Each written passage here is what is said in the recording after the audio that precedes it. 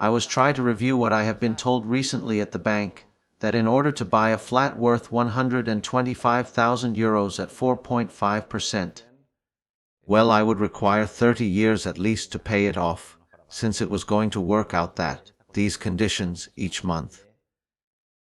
And I wondered if Excel would know how to calculate it.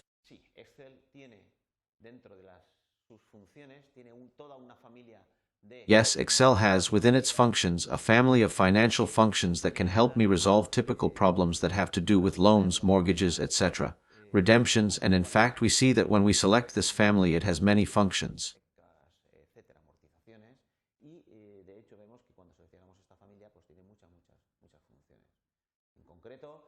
Specifically, the function that solves this problem is the payment function, which is not very easy to understand. It behaves in a way that is a bit tricky to understand each of the terms, but as an example will work.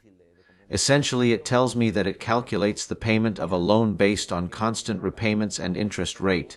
That is, we are going to make steady payments over these 360 months.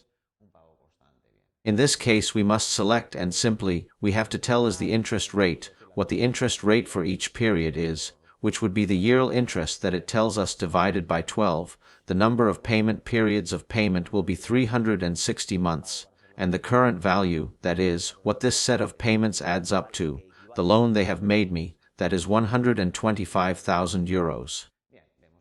We see that the explanations it gives are not easy to understand at first glance, but in short, what it is going to tell us, what Excel is going to check is that precisely this account with these values.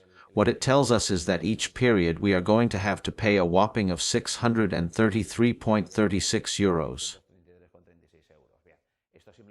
This is merely to illustrate that as Excel has the financial mechanisms in place, the more typical financial functions, meaning it is a powerful tool for us, the consumers and users, to check or even calculate or use professionally, the same arguments, the same formulas, the same theories used in the financial world.